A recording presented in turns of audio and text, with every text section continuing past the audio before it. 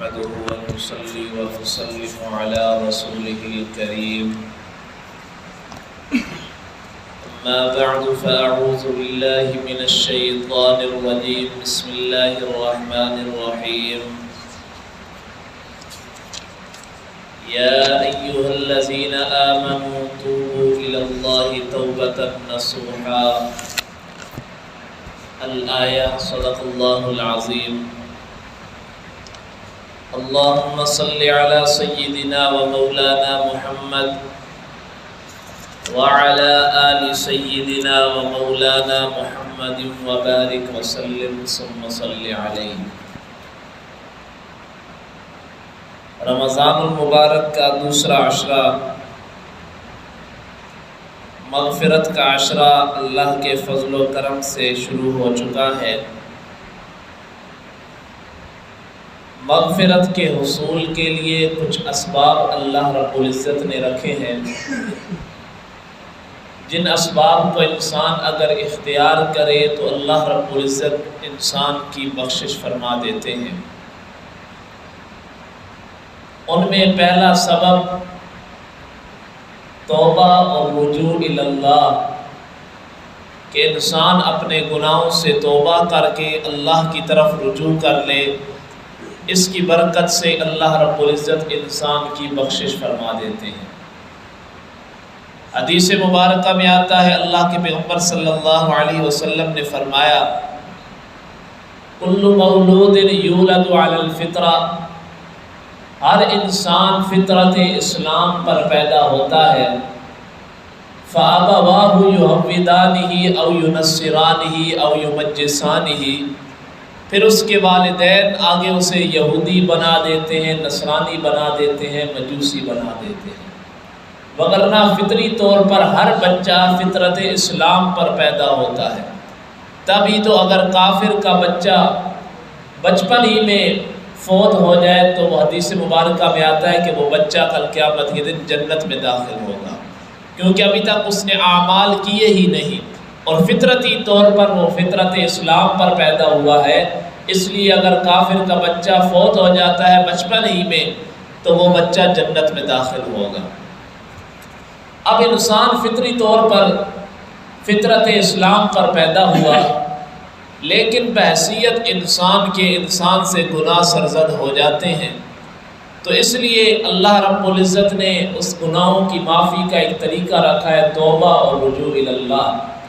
توبہ کسے کہتے ہیں؟ لوٹ جانا، کہ انسان گناہ کر کر کے جہنم کی طرف جا رہا ہوتا ہے، اللہ رب العزت فرماتا ہے توبہ کر کے جہنم سے جنت کی طرف دوبارہ لوٹ آؤ، کیونکہ اللہ نے جنت بنائی ہی ایمان والوں کے لیے ہے۔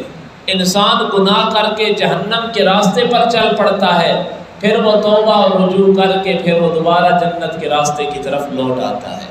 اور توبہ کا دوسرا معنی ہے سیئات سے حسنات کی طرف آنا، کہ گناہوں والی زندگی سے نکل کر نیکیوں والی زندگی کی طرف لوٹ کر آنا، اس کا نام توبہ ہے۔ اور توبہ کا دروازہ ہر وقت کھلا ہوا ہے۔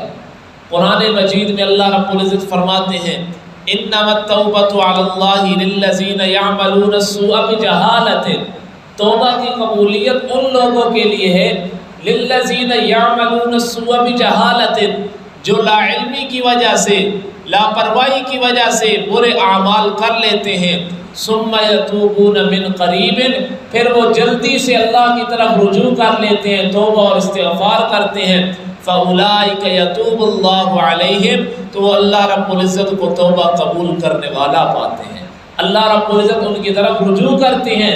وَكَانَ اللَّهُ تَوَّابًا رَحِيمًا، اور اللہ رب العزت توبہ قبول کرنے والے، رحم کرنے والے ہیں۔ تو توبہ کا دروازہ ہر وقت کھلا ہے، لیکن کب تک کھلا ہے؟ حدیث مبارکہ میں آتا ہے، اللہ کے پیغمبر نے فرمایا، إِنَّ اللَّهَ لَيَقْبَلُ تَوْبَةَ الْعَبْدِ مَا لَمْ يُغَرْغِرْ، اللہ رب العزت بندے کی توبہ اس وقت تک قبول کرتے ہیں جب تک غرغرے کی حالت نہ ہو، یعنی روح یہاں تک نہ پہنچ جائے، اس وقت تک اللہ توبہ قبول کرتے ہیں۔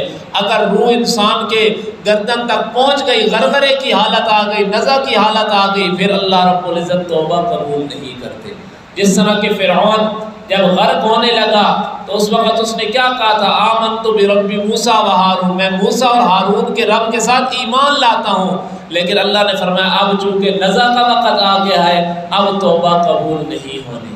اور پھر جو آدمی بدعت میں مبتلا ہوتا ہے، ساری زندگی اس نے بدعات میں گزار دی، حدیث مبارکہ میں آتا ہے اللہ کے پیغمبر نے فرمایا ان اللہ حجب التوبۃ عن کل صاحب بدعت حتی یدع بدعتہ، اللہ رب العزت بدعتی آدمی کی بھی توبہ قبول نہیں کرتے جب تک وہ اپنی بدعت سے وہ چھوڑ نہیں دیتا۔ اگر آدمی بدعات میں مبتلا ہے، جتنا وہ استغفار کرتا رہے، توبہ کرتا رہے، اللہ اس کی توبہ کو قبول نہیں کرتا جب تک کہ وہ اپنے بدعت والے کام کو چھوڑتا نہیں ہے۔ تو توبہ کا دروازہ کھلا تو ہے، لیکن انسان نزع کی حالت سے پہلے توبہ کر لے، اور اگر دیکھے کہ اگر بدعات میں مبتلا ہے تو ان بدعات کو چھوڑے، پھر اللہ کی طرف رجوع کرے تو اللہ ان کی توبہ کو قبول کرتا ہے۔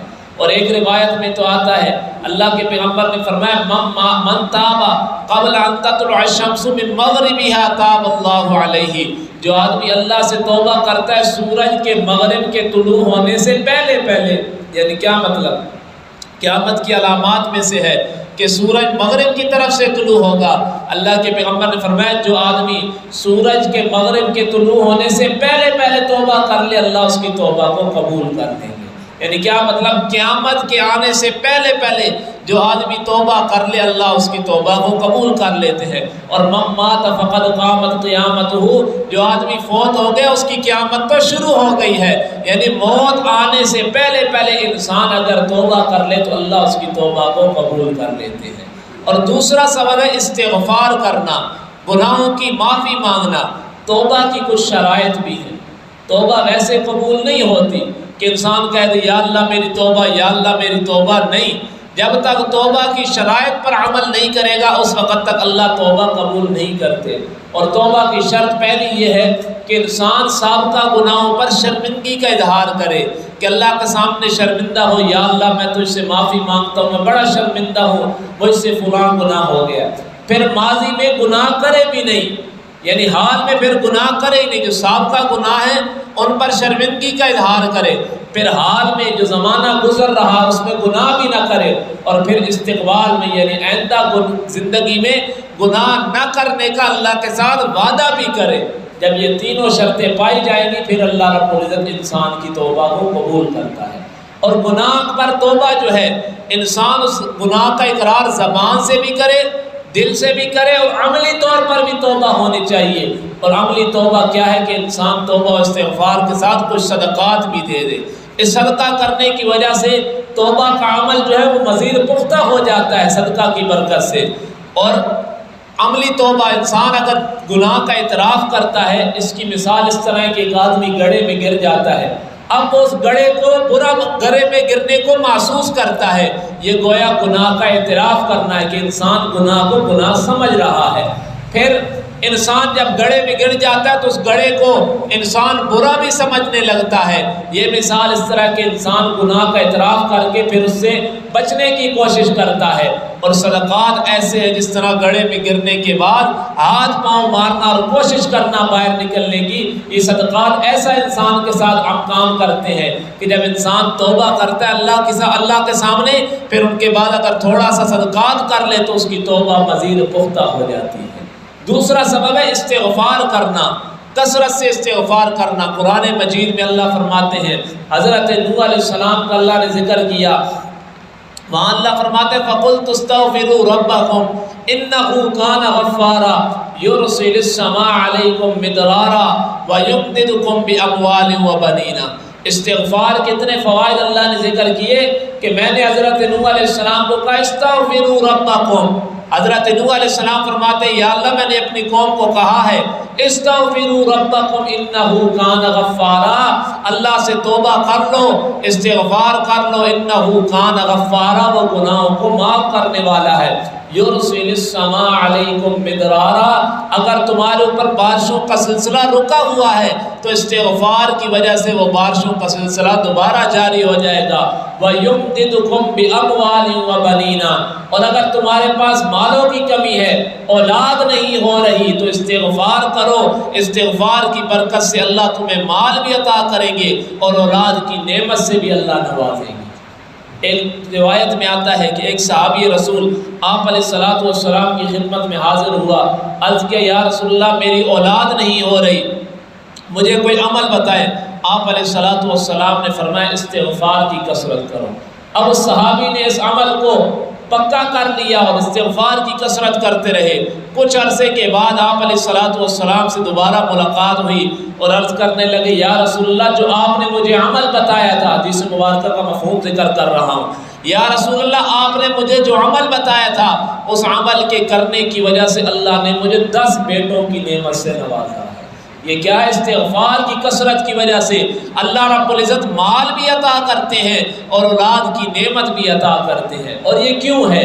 جب انسان استغفار کرتا ہے، استغفار کے کرنے کی وجہ سے انسان کا نفس پاک ہو جاتا ہے، انسان کے نامہ اعمال گناہوں سے پاک ہو جاتے ہیں، پھر انسان جب اللہ کے سامنے کسی بھی معاملے کے لیے دعا کے لیے ہاتھ اٹھاتا ہے، پھر اللہ ان دعاؤں کے لیے اٹھے ہوئے ہاتھ کو کبھی رد نہیں فرماتے۔ جب انسان کے نامہ اعمال گناہوں سے پاک ہوں گے، انسان کا وجود گناہوں سے پاک ہوگا، پھر وہ جس کام کے لیے بھی اللہ کے سامنے دعا کے لیے ہاتھ اٹھائے گا، اللہ اس دعا کو کبھی رد نہیں کرتے۔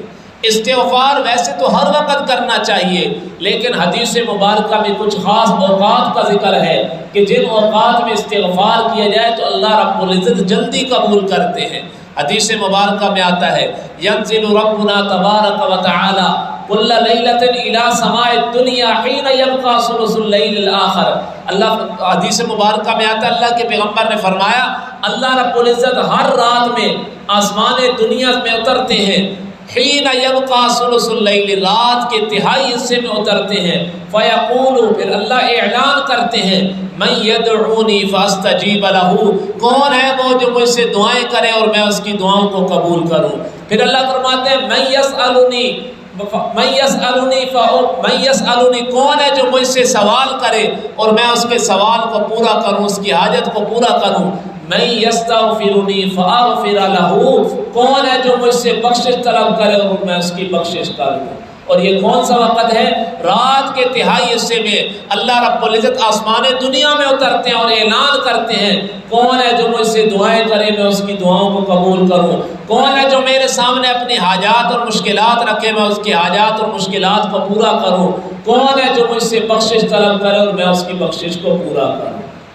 تو یہ ہے ایک خاص وقت ہے کہ رات کے تہائی حصے میں، چونکہ رمضان المبارک کا مبارک مہینہ چل رہا ہے، ویسے تو پورا رمضان ہی مبارک ہے کہ ہر وقت استغفار کرنی ہے، لیکن اما عائشہ رضی اللہ تعالیٰ عنہا فرماتی ہیں کہ میں نے اللہ کے پیغمبر سے سوال کیا یا رسول اللہ اگر رمضان کے مبارک مہینے میں میں لیلۃ القدر کو پالوں تو پھر میں کون سی دعا کروں؟ تو آپ علیہ السلام نے اما عائشہ رضی اللہ تعالیٰ عنہ کو ایک دعا بتائی تھی، اللہم انک عفو کریم تحب العفو فاعف عنی، یا اللہ میں تجھ سے معافی کا طلبگار ہوں اور تو معافی کو پسند بھی کرتا ہے، فاعف عنی، مجھے معاف فرما دے۔ یہ ایسی دعا ہے کہ اب یہ دیکھیں لیلۃ القدر بھی وہ خاص وقت ہے جس میں اللہ رب العزت دعاؤں کو بہت جلد قبول کرتے ہیں اور لازمی قبول کرتے ہیں۔ حدیث مبارکہ میں آتا ہے ویسے تو استغفار انسان اپنی زبان میں بھی کر سکتا ہے، یا اللہ میں تجھ سے گناہوں کی معافی مانگتا ہوں، اور بھی چھوٹے چھوٹے الفاظ حدیث مبارکہ میں آتے ہیں استغفر اللہ ربی من کل ذنب اذنبتہ واتوب الیہ، لیکن سید الاستغفار، استغفار کا سردار جس عمل کو کہا گیا ہے وہ کون سا ہے؟ حدیث مبارکہ میں آتا ہے اللہ کے پیغمبر نے فرمایا سید الاستغفار کون سا ہے؟ اللہم انت ربی لا الہ الا انت خلقتنی، یا اللہ تو میرا رب ہے، تیرے سوا کوئی معبود نہیں، انت خلقتنی، تو نے ہی مجھے پیدا کیا، انا عبدک، میں تیرا بندہ ہوں، وانا علی عہدک ووعدک، میں تیرے وعدے پر یعنی تیرے ساتھ کیے ہوئے وعدے پر قائم ہوں، انت وانا علی عہدک و وعدک ما استطعت، جتنی میں طاقت رکھتا ہوں میں تیرے ساتھ کیے ہوئے وعدے پر قائم ہوں۔ اعوذ بک من شر ما صنعت، یا اللہ جی میں ہر برے عمل سے تیری پناہ میں آتا ہوں۔ ابوء لک بنعمتک علی، یا اللہ میں تیری طرف سے جتنی بھی میرے اوپر انعام ہے ان سب کا اعتراف کرتا ہوں۔ ابوء لک بذنبی، یا اللہ نعمتوں کے اعتراف کے ساتھ ساتھ میں اپنے گناہوں کا بھی اعتراف کرتا ہوں۔ فاغفر لی، یا اللہ مجھے معاف کر دے۔ فإنہ لا یغفر الذنوب الا، اور میرا یہ عقیدہ ہے کہ تیرے سوا گناہوں کو معاف کرنے والا کوئی ہی نہیں ہے۔ یہ ایسے الفاظ ہیں، آپ علیہ الصلوۃ والسلام نے ان کو سید الاستغفار کہا ہے، اور حدیث مبارکہ میں آتا ہے اللہ کے پیغمبر نے فرمایا من قالہا، جو آدمی ان الفاظ کو دن کے وقت کہتا ہے، اگر اسی دن رات ہونے سے پہلے پہلے وہ آدمی فوت ہو جائے فہو من اہل الجنہ، وہ جنتیوں میں سے ہوگا۔ اتنا مبارک یہ الفاظ ہیں۔ آپ علیہ الصلوۃ والسلام نے فرمایا جو ان الفاظ سے استغفار کرتا ہے، اگر رات دن کے وقت استغفار کرتا ہے، رات ہونے سے پہلے پہلے اگر وہ فوت ہو جائے وَهُوَ مِنْ أَهْلِ الْجَنَّةِ، وہ جنتی میں سے ہے۔ اور اگر کوئی آدمی رات کے وقت ان الفاظ کے ساتھ استغفار کرتا ہے، صبح ہونے سے پہلے پہلے اگر وہ فوت ہو جائے، اللہ کے پیغمبر فرماتے ہیں وَهُوَ مِنْ أَهْلِ الْجَنَّةِ، یہ آدمی جنتیوں میں سے ہے۔ تو میں نے موضوع شروع کیا ہے چونکہ مغفرت کا عشرہ شروع ہو گیا ہے۔ مغفرت کے لیے اللہ نے کچھ اسباب رکھی ہیں، ان میں سے پہلا سبب توبہ اور رجوع اللہ ہے، اور دوسرا سبب استغفار کی کثرت کرنا ہے۔ اللہ رب العزت سے دعا ہے کہ اللہ رب العزت ہماری کامل بخشش فرما دے۔ وآخر دعوانا ان الحمد للہ رب العالمین۔